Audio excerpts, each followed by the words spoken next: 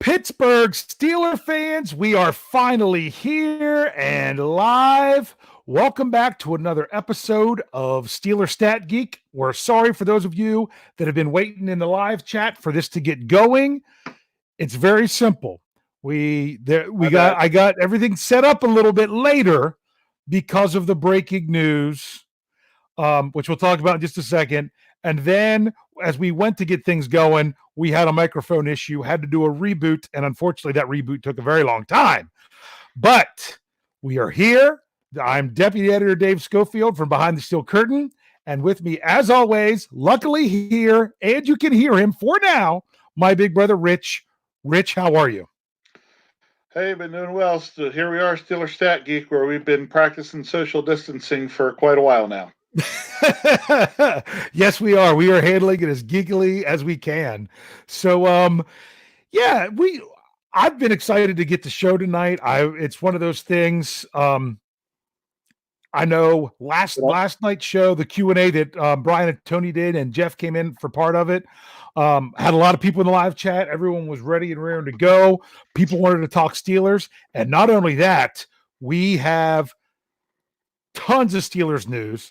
The one that just broke before I came downstairs to get everything set up for the podcast, which I had to tell Jeff, sorry, Jeff, you got to write the article. I got to start the podcast, was the Steelers did lose one of their unrestricted free agents here in the last half hour or so. And that was BJ Finney, signed with the Seattle Seahawks for 2 years, $8 million.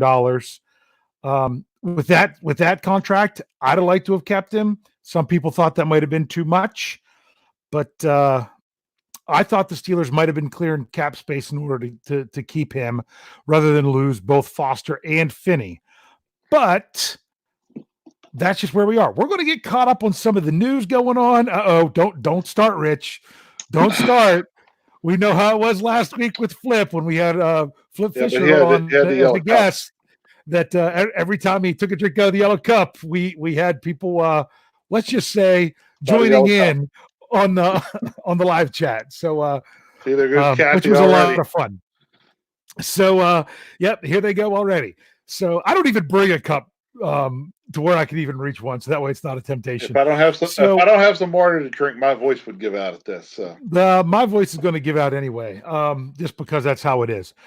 It's been a crazy 2 days for me because let's just say this. I know it's been a crazy few days for a lot of people. Part of the craziest for me is I've written more articles in a 2-day span than I think I ever have before. Yep. I think I had 11 yesterday and maybe 5 today. Not 11 yesterday, sorry. 7 yesterday, 4 or 5 today. So it was 11 or 12. It's crazy, but let's talk about some of the news before we get into how the Steelers are going to keep adjusting things. You and I didn't usually we try to do a little pre-show meeting before we come on the air, but because of the difficulties, we just jumped on. So I don't know how caught up you are on things. There could be stuff breaking. Could be stuff breaking as we speak because I didn't expect the BJ Finney thing right before 9 p.m. But here we go. We have more and more coming. So according to someone in the live chat, there was something that might have just broken since I've gotten set up down here. And that is something I highly expected, which was one of the things under our topic, is that Mike Hilton might have received his tender, which would be the Steelers going for a second-round tender. That's what I projected. That's what Jeff Hartman projected. Some people said no. I projected a second-round tender to both Finney and Filer. Don't have any news yet about Filer, but like I said, we were setting up the podcast, so we will be checking on that as we go. Another player that we thought was going to get a tender, maybe an original round tender, was Zach Banner. But instead, he is now signed to a 1-year deal, reportedly around I think it was $1.875 million. I saw something close to that, which is actually less than what an original round tender would have been, which goes to show that the Steelers probably weren't going to give him that tender. That was the deal they offered him, that they could go that much. So we have those deals. We have So that was one restricted free agent that was signed. We have another restricted free agent that was signed. That was the article I got to do. Yay me! While Jeff jumped on the other breaking news that we'll get to after this. He did that while he assigned me to write the article about signing long snapper Cameron Canaday. I got to do that one. Got to use a little bit of sarcasm with there, bring back some old Colin Holba jokes with that article about, the Steelers just like to be the first when it comes to long snappers. So they were the first one to draft one in 2017, and they were the first one to sign one in free agency in 2020. So, Rich, what are your thoughts? Canaday, we're not going to get to the unrestricted free agents. Canaday, Banner, we've got the loss of BJ Finney. We've got the loss of Tyler Medikevich to the Buffalo Bills for 2 years, $9 million. And we have the loss of Javon Hargrave to the Philadelphia Eagles for 3 years, $39 million, because it was 13 million a year. What's your thoughts? Really started to play out more how we saw it going. We knew we weren't going to be able to probably keep Hargrave if we franchised Bud Dupree. And so once we franchised that Bud Dupree, we knew that Hargrave would go. There he went. He got paid handsomely. Yes, he did. He did. He did really well with that. Which one did you want me to hit next? Finney, losing him. He's one would have been nice to see stay around, but I really had a feeling we were clearing that cap space to make sure we could get Banner, Filer. You know me, I was a fan of Finney because I liked his versatility. But, we weren't going to be able to keep them all. Matakevich, we were expecting he would go. So not too surprised there. Who else were we talking about? There had been so much going on the past couple days. It was – now, we haven't even got to the cuts, because I know Brian and them took care of that, but that was just the loss in free agency. I missed somebody. Who'd I miss? I missed one. That's a good question. It was Finney, Medikevich. Did you and Hargrave, and then they signed Canaday. Oh yeah, signed Canaday. Banner. Right, Canaday. I mean, you got to have your long snapper. If we liked him, then sign him. Get it done. And he didn't. There's been no financials on, but I'm thinking he didn't really change much with the cap. No, because he probably wasn't getting paid much more than the guy that he bumped out of that 51st spot.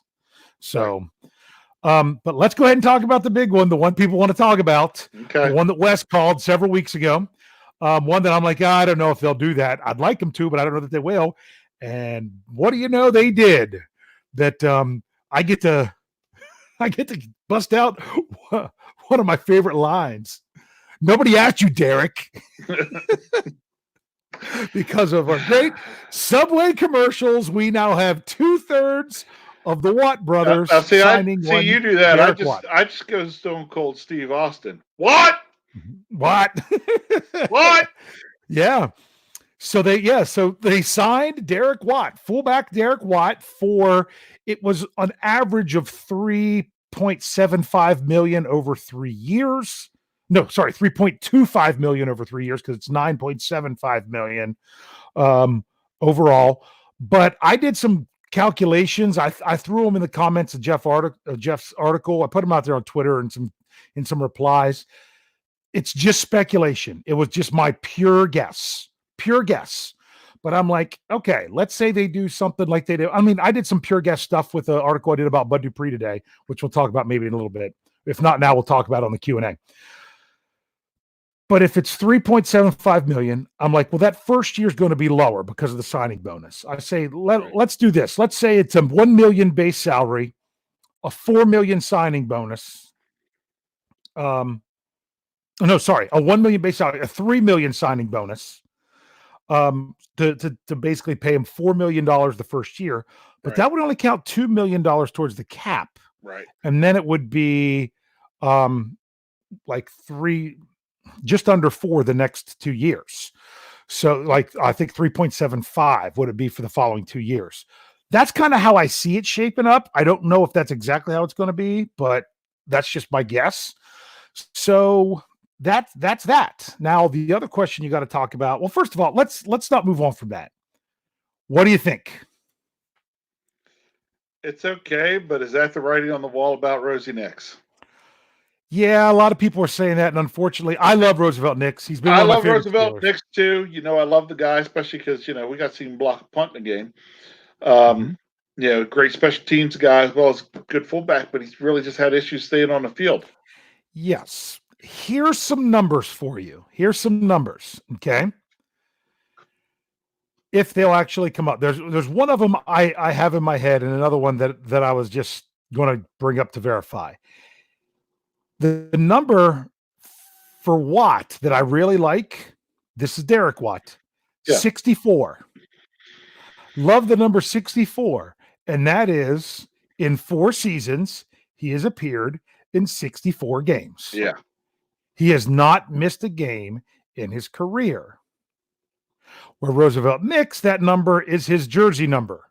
Wait, no. Yes, it is his jersey number, 45.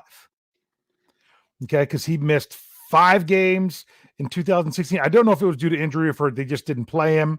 But he only had 10 games in 2016, which makes me think it's injury because in 2015 he had 15 games. Right. Then he did have 16 games for that 2-year stretch through 17 and 18. But in 2019, it was 3. Yeah. He appeared in 3 games. So it makes you kind of think that there might have been the Steelers have some problem when thinking maybe that knee's no good anymore. Well, that's maybe what Wes was saying on there.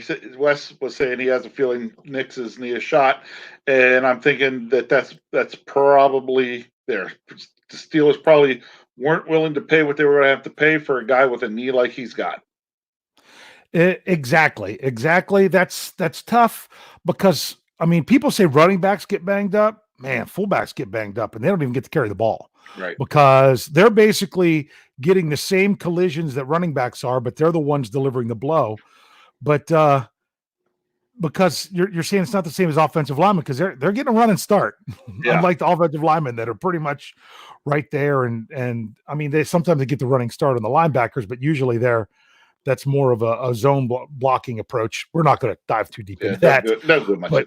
Come on. We don't do that. But here's the thing that Derek Watt also brings. What did the Steelers lose earlier today? Shockingly, man, $9 million for 2 years for Tyler Medikevich. I tell you what's happening is exactly what we said. Yeah, we said we want to say anybody who leaves the Steelers, I hope they get paid. I hope they just rack it in. And Medikevich is getting paid way more than what I think he's worth. Exactly. Well, but here's the thing is that Tyler Medikevich was tied in the NFL last year for the number of special teams tackles. Now that doesn't surprise me because he's fantastic. For the NFL. Yeah. Do you know who he was tied with? Oh, I'm going to go out on a limb and say, how about Derek Watt? It was Derek Watt. Yay! Yes, exactly. So Watt is coming in. You can't say he's replacing Nix on special teams because you didn't have Nix last year. Okay. So let's just say maybe he is replacing Nix on special teams, but that's a lot like the Medikevich. Right. So there we go. Some people were talking already in the live chat. I'm not paying a big attention to it, but I did see the word comp picks come up. And I'm going to mention that because I have all that up. Some people thought, oh, yeah, look, Hargrave, 3rd round pick. Right now, according to Over the Cap, he is just under what a 3rd round would be. He would be a 4th round. That could change, meaning depending on exactly where the numbers fall, depending on if Hargrave has a great year. If he plays in every game, let's say he makes the Pro Bowl as an Eagle, that could bump him up based on that. Now, the salary's not going to change much. So right now, he's a 4th. They lost a 6th in Medikevich. They lost a 6th in Finney, but they gained a 6th in Watt. Right. So as of right now, Watt cancels most likely Finney, and then you've got the Medikevich and the Hargrave in line. But knowing the Steelers are probably going to add somebody else, other things. I don't think they're as worried about getting 2 picks as it would be nice to get that 1. But we got to see if they're done. So let's see if they're done. let's group some of these things together. I've been doing this math like crazy in my head. I've actually had confirmed someone else had the same math as I did. Who was it? Joe Rutter. Had the same math as I did. He had it on Twitter. I confirmed it, and he appreciated that on Twitter. Here's how it was looking for the Steelers. They were $3 million over the cap. They franchise tag Brad Dupree. We're going to round that to $16 million. Yep. It was just under 16. Yep. So we'll talk about Dupree in a little bit. 19 over the cap. 19 over the cap. Okay. It is reported with the restructures that they saved 20. Now that's assuming you saved $10 million on Ben Roethlisberger. What we're going to jump into on the Q&A next show is we're going to talk about these restructures and how they're going to affect the Steelers long-term. They're great for now, for helping them now, but which ones are going to be all right and which ones aren't for when you look beyond this year and did the Steelers put themselves in too big of a hole? We'll get there. So that's going to be on the Q&A to start before we open it up to you all who looks like you guys are hopping tonight in a live chat. So you've got a lot to talk about. There's been a lot going on. Exactly. So you got the restructures. That was Ben Roethlisberger restructure, Steven Nelson restructure, Joe Hayden restructure, Chris Broswell restructure, and Vance McDonald restructure. It's so funny. I tried to tell Jeff Hartman, and he disagreed with me. I even did an article and put it out there to a vote. Didn't tell people who said which one, that they were going to keep McDonald and they were going to cut Barron. And the reason they're going to keep McDonald's is exactly what I had been saying. And then Ian Whetstone reiterated when he went on with Lance the one time. I'm pretty sure he's going to be on with Lance and Jeff tomorrow night on the Standard is a Standard. And when he said it, I was in the live channel. I'm like, thank you. Now maybe these guys will listen to me. Is that getting rid of McDonald wasn't a wise idea because it would cost more to replace him than it would be to keep him. Correct. We've been saying that for weeks. Yeah. And not only that, then they restructure him. So there's the $20 million. So that puts them $1 million to the good. Then you have your cuts. You had the cut of Barron. You had the cut of Holton, which was funny because when we had a little text group going on between Jeff, myself, and Brian and Lance when news and stuff was coming, and Jeff got one letter off, and he told Lance that they cut Hilton and not Holton. So that was kind of funny for a little bit. But yeah, they cut Holton, they cut Barron. The first cut was Chickalo, and then didn't have to cut. They were going to trade, but it was the retirement of Ramon Foster. Yep. So between all of those different things, that equaled, they rounded that off to $15 million. This is just a round estimate of another $15 million to the good. Now, so that puts them at 16 over before some of these recent events. So when I was talking with Joe, well, not talking to, but when I confirmed on Twitter, Joe Rutter's numbers is that was 16 million. That's what he had. Then he said, let's go 8 million in restricted free agent tenders, because he was saying second for Hilton, second for Filer, original for Banner, which is exactly what we called. Yeah. So even with that 8 million, they were still 8 million to the good. So what's happened since? They signed Derek Watt. I'm counting him as 2. I don't think he's going to be much more than 2. Okay. 2 to 2.5, probably. Yep. They signed Canada. Guess what? That doesn't really change anything. That's not even in the article that I wrote, I said there is more unknowns in the number of what they restructured Ben Roethlisberger for that would change the numbers than what they signed Cameron Canada for, because we have a pretty good idea what that's going to be. But then they signed Zach Banner to almost $500,000 less than what they would have done. So let's say between what would go over 2 million for Watt and what there would have been with Canada, throw that all in there to Banner and round that to the 2 million they thought it was going to be.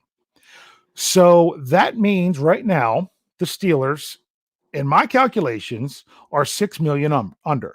Yep. Now I know Art Rooney said earlier today that, well, we're still not under the cap, but we still have some other moves to make. I don't know if he was counting things that weren't official and just weren't announced yet, but Or the only other thing would be as if Ben Roethlisberger was not restructured for the full $10 million that was initially reported through Jared Dulac. Right. So $6 million. Which if they didn't do that, then that was partially to not kick the can as far down the road. Exactly, which I didn't want them to restructure Ben. I didn't, because I thought that was a bad idea. We're going to talk about that more in the next show. I like the money that they saved for this year, but we'll talk about the repercussions of that in the Q&A. But so for now, it just is what it is. Right. So part of those numbers is we just found out that they did tender Hilton at a second round. If they tender Filer at a second round, then we're right where what we thought. Do you think that $3+ million is going to be money well spent to tender Filer for a second round pick? Yeah, since now that Finney's gone, yes. Yeah, absolutely. Especially losing Finney, there's no way. I mean, losing Finney sealed the deal. Absolutely. It was probably going to be the deal anyway, but losing Finney sealed the deal. Now I might have to look up the number. Here's the question. If Finney goes, do they get a little bit scared and go first round tender on Filer? No. Okay. Because you're still okay losing Filer if you're going to gain that second round. Or you still have that, you could still match an offer if he goes out there and gets an offer from someone else. Correct. Yeah. That's why, because you still get the right of first refusal. Rights of first refusal. Yeah, exactly. So if you get that, I'm comfortable leaving him at a 2. Okay. So if we're going to, that's just speculation. Let's say we leave him at a 2. So then that leaves us the $6 million. I think, and I was actually emailing Flip with some of this today because you know how he likes to run the numbers. We talked about that a lot last week. Yeah, I saw him commenting and running numbers on some different stories today. Yeah, that was actually after him and I emailed some. Yeah. So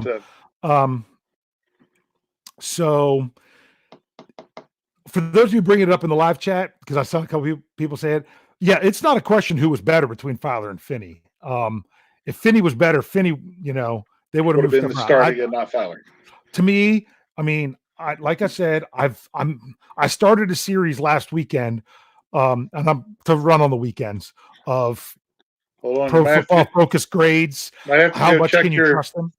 I have to go check your Twitter. Lumberzack94 says Filer just got a second round tender per Twitter. That makes sense because this is when they are going to do that. I'm just going to say it on the air. Give me your thoughts on both of those while I text Jefferson Hartman just to make sure he's covering these stories. On both of what again? Which on the tenders?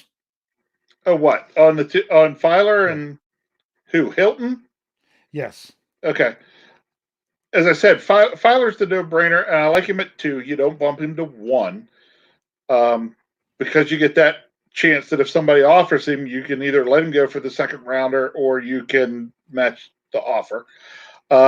Hilton, I think we were pretty clear we were going to do everything probably we could to keep him. Mm-hmm. So he's more one where I really trust the guys upstairs to take care of knowing exactly what it is they want to do with him. Yeah. In terms of where they wanted to tender him.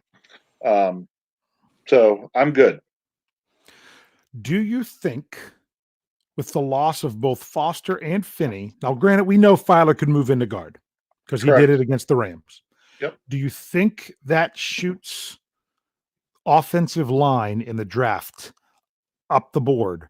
Or do you think that the Steelers could possibly be looking for a lower end free agent as well to bring in for that? They'll keep an eye on both. Would be, they'll keep an eye for a lower end free agent on that, especially if they could get another one of those guys like Finney that has a little versatility and could be your backup center as well. Yes. Or they'll eye some guys in the draft that could fit that. And they're never going to pass up a good opportunity to free agency, but I don't think they're going to depend on free agency. I think they have the idea of a couple of guys in the draft as well. Yep. Yeah, I'm trying to get rather than usually I'm checking Twitter for breaking news. Now I'm just checking the live chat. Um, so yeah, this is, yeah, they're going to have to add a little bit more to the offensive line. They lost Patrick Morris and Fred Johnson to waivers during the season last year. If that would have been the case, I think that would have helped. So it is what it is. That's kind of there. Hold on, I got I don't know. I'm gonna go attempt Robert yeah, whatever. Mm-hmm. In here talking about there's not really going to be an O lineman at 49 good enough. We're not necessarily looking for an O lineman to start. Yeah, necessarily. We're able to go get a guy and have a year or two to develop him. So, yeah. I'm not necessarily thinking that we're going out at 49. I'm looking this to be a mid to late round kind of thing.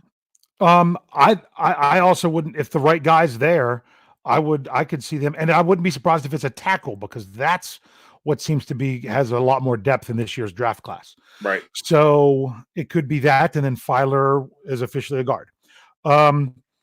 There was another move that Wes just brought up that was something that I got Jeff on earlier today while I was working on something else, because we've both been writing nonstop all day.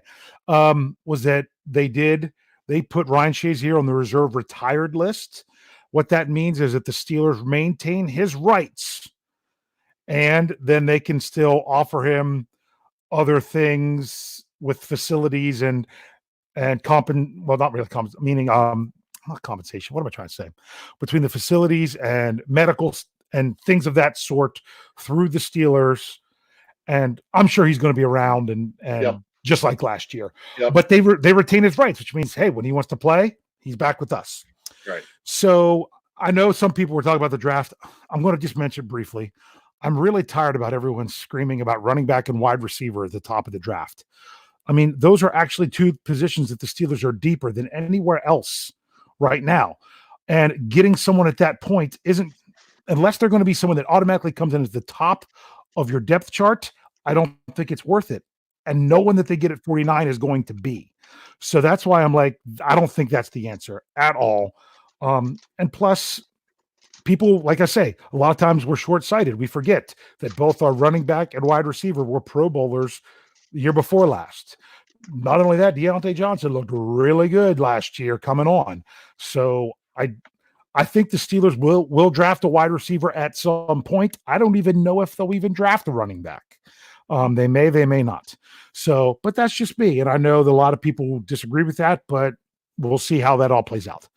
So we're not going draft. We're going, is there something else they can do? Now, someone else brought up something in the live chat that I just have to go through, that the Steelers need to be able to save money to sign their draft picks.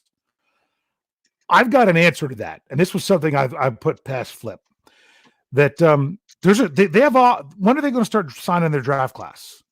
Not till May. Right. So you got a little bit of time there, because guess what you still have? You still could, there's still one more person I would not be surprised gets restructured, and that's Stephon Tuitt. I mean, you could do DeCastro, but Tuitt has more years left on his contract, so that would help a little bit more. You also have Cam Hayward signing a long-term deal, which would lower his cap number for this year. Supposedly lower. Like last year with Ben Roethlisberger, we thought him signing an extension would lower his cap number, and that didn't happen. But Hayward's cap number right now is $13.25125 million. Whew, yeah, we probably get that down around between 10 and 11. Yeah. So with signing him to a long-term deal, then there's the issue that I brought up. And people are like, no, don't do it. This should be a show me year. No, last year was a show me year. When the Steelers committed the franchise tag to Bud Dupree, it's not for him to play under it. They don't want that. They want to sign him to a long-term deal. People, you've got to get Le'Veon Bell out of your brain. This is where I'm going to start to get mad. You've got to get Le'Veon Bell out of your brain. You know, I had someone commenting on my article. I keep saying, why do you keep bringing up the exceptions to the rules? You know, you bring up, Kirk Cousins was only about playing on the tag. That's an exception to the rule. Okay. For every Kirk Cousins, there's a Josh Norman who, when the Panthers couldn't sign him to a long-term deal, rescinded the tag. You've got both extremes. Le'Veon Bell, Mr. Butt Naked Get Robbed, as we like to call him. Okay. Then people are saying, who's Le'Veon Bell? But for those of you, I don't want to use a nickname where people don't understand what's going on. With his situation, he felt his value was much more than that of the franchise tag. Okay. He believed it. The Steelers offered him more than the franchise tag, and he turned it down. That's someone who's not going to play under the franchise tag. Bud Dupree is not worth $16 million a year. If you look at over the cap's projections, who have been really close with a lot of these things, maybe a little low at times, they have him at 14. So guess what? Well, the other thing was, even if they offered him 16, that wouldn't be terrible, which would be what the cap was. But I don't see him coming out and thinking he's going to be getting 18 or 20 million a year. He's just not going to do that. Well, especially because, yes, believe it or not, I was actually reading an article on ESPN. I don't read many, but I was reading one on ESPN just because it kind of floated past and was like, some of the top free agents. Okay. Mm-hmm. There was a name that was missing from their list. Which is Bud Dupree. They listed 10 or 11 guys. Yeah. And they listed 3 or 4 edge rushers. And Bud Dupree was not on the list. Yeah. Exactly. So once I saw that, I'm like, we're going to re-sign him, and we're not going to re-sign him at $16 million a year. We're going to be 13 to 14 million a year. That would be nice. With the article that I did, I'm like, let's be generous and let's give him the 16 million a year. Let's do that. People were so saying, oh no, he's going to want more than that. No, if he does rescind the tag, don't even give him the 16 million. That's my opinion, because he's nowhere close worth to that much. I mean, it's funny because I said this. Le'Veon Bell was arguably the best running back in the league. Bud Dupree is not the best outside linebacker on his team. Correct. There is a big difference. Big difference. Okay. Big difference. Okay. So don't get so caught up with the whole Bud Dupree thing.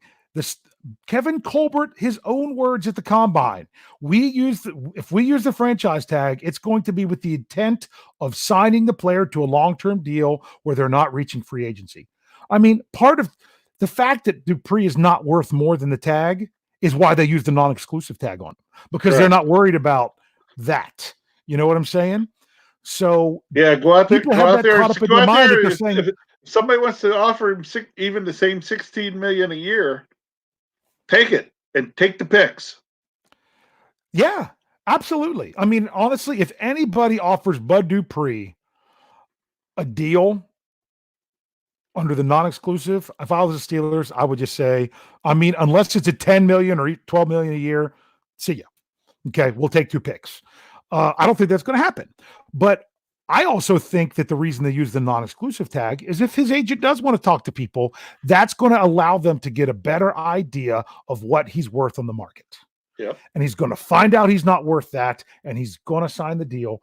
But my whole point with all this is, between those other things, the Steelers don't need to save their money to sign their draft picks and for business throughout 2020 season now.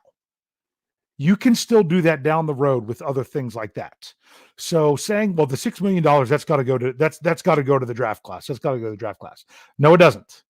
No, it doesn't. And plus, the draft class is not going to be that much more expensive when you're talking about the top 51 because of the bumps in salary all those guys got. It's not going to be near as expensive. You're talking about, I think Flip said to me, like $1.5 million. So, but there was all kinds of people saying, oh no, you got to just have Dupree play this year in a show me year. I'm like, no, the Steelers weren't, that's not how they were operating. They are not giving him the tag to show me. They're giving him the tag because they want to sign him to a deal. I was okay if they didn't offer the tag and let him go. But the biggest reason they offered the tag, in my opinion, is kind of why I wanted to let him do it. All right, sure shot. I'm sorry. That would actually be Kyle sending me a text. Gotcha. No, I lost my train of thought. That's okay. All right, got to bring it back. Rant over. Bottom line is, it's what they want to do. They want to sign Dupree. Not only that, do you realize they could save?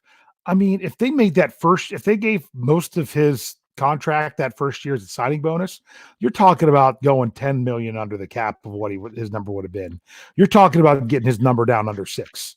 Now, I wouldn't do that too much because then that's going to make his number like 18 and a half. If it, let's say that's even at a $16 million contract. But if you're talking 14 or 13, you could save a lot of cap money for this year by signing him to a 4-year deal. So, but there's a lot of stuff going on. So do you think they need to save that $6 million, or do you think they should maybe use that to go out and bolster something? Non-committal here. It depends. Okay, because Colbert has a better idea, his finger on the pulse more of what's going on than we do. All right. Mm-hmm. So I'm saying this: if Colbert's got his fingers on the pulse and they think they're going to get a deal done and save several $1 million this year on Bud Dupree, then go ahead and start putting that money to use. So what you may actually find out is if we see them starting to do some things with that $6 million, that will almost tip me off to the point that they're close to a deal with Bud Dupree. Or Cam Hayward. Hayward. Or yes. Yep. Yes. One of those guys. I don't know that Hayward. I don't know that Hayward's is going to save as much this year as what Dupree's could. Yeah, I don't see. I look at it as if they can get one with Dupree, what you save with Dupree is going to pay for your guys, your draft class coming in easily, and then you can put that $6 million elsewhere. Yep. Yeah, I'm like, they're not going to sign. Do you realize that because it was announced today and they haven't actually signed them, they won't actually be able to sign tomorrow, that Derek Watt is going to be the Steelers' first free agent signing of the first day of the league year? They don't do that. They don't sign someone the first day. We don't. Typically it's almost a week. I thought maybe Ladarius Green was, but I think he was day 2. I'm pretty sure he was day 2. Because I saw someone put that out there that he was going to be the first one for a long time. But the other thing that we didn't talk about with Watt, and I saw some people hint at this, and it was exactly what was in the back of my mind. Yeah, did you pay a little bit more for fullback than you really want to pay? Sure. Maybe. You think you might save a little bit when it comes time to signing little brother, that he'll be happy that the Steelers brought in his brother and kind of helped him out a little bit and everything else. It could maybe even out in a couple of years. So it's just one of those things, but it lots of stuff like that to think about. I was going to bring up something else. Let's see, Cam Hayward, those things. What was it? Anything else you want to add here to everything? I mean, gee whiz, just pick something else that's happened in the past couple of days and keep talking. Yeah. I mean, you're exactly right. So I'm not used to everything that the Steelers do being in such groups. You know what I'm saying? It's like they tend to spread their activity out. I mean, yesterday and today's been just a flat out flurry of stuff. Kind of caught me. I won't say caught me totally off guard, but I just, you read one story and think, oh, well, maybe we'll see. That's probably it for the day. Nope. Keep going. Oh, and keep going again. Oh, and here's some more. Yeah, I thought that with the Zach Banner, I was done for the night. And then we had PJ Fitty, then we had the tenders. It's just my goodness. I mean, unfortunately, yeah, some people were asking about Nix. He will probably be released. That's $1 million cap saving, but they won't see too much of that right away because him coming out, that bumps somebody else up into the top 51 salaries, which is how it kind of works in the offseason. I don't see any reason to hold on to that $6 million right now because I think, like I said, we're going to be able to do it. I don't know what kind of player they could get where they sign them where their first years where, I could see them maybe spending 4. Oh, I had the question for you. Was there anybody else on the Steelers, restricted free agent, unrestricted free agent, that you could see them bringing back? Who's still They out have there? one restricted free agent they did not tender, and that was Jordan Dangerfield. They have other unrestricted free agents. They have Artie Burns. They have Sean Davis. They have, I think it was LT Walton. And they have Nick Vannett. Do you think the Steelers try to keep any of those players, or do you think any more additions now would come outside of players that played in 2019? The only ones you mentioned there that I really care for much at all are Vannett and Walton. Really? And Walton? Really? For some reason, I've always liked that guy. I don't know. Yeah, I mean, because remember, they picked him up partway through the year last year. When that's who they picked up when Tua got injured. Right. So that was just one of those things. And that was just me and I'm hoping LT Walton was. I hope I remember that right. I might even be wrong about that. Honestly, think if you talking out, probably, if you're going to do anything there, I'm probably going Vannett. I'll be honest with you. If I had to put my money on anybody, it would be Jordan Dangerfield. That one, he was up there a little bit. Artie Burns. Hi, Artie. Sorry. Yeah. Well, but because right now they have three safeties. They have their two starters and they have Marcus Allen. So that's somewhere. And remember, he was one of their key three special teamers last year. He's your up guy in the punt and things like that. So I could see them saying, we'll keep you at the minimum, or if you want to go somewhere else, we understand. But to me, he wouldn't even be anyone who really used up any salary cap space. So I don't think it's Sean Davis. I think he's going to look for somewhere where he could compete to start. And I don't think he's going to compete to start here. Although, I mean, he could play some sub package ball, but I don't know that he's interested in that. He was probably offended by the Minkah Fitzpatrick signing. I don't know for sure.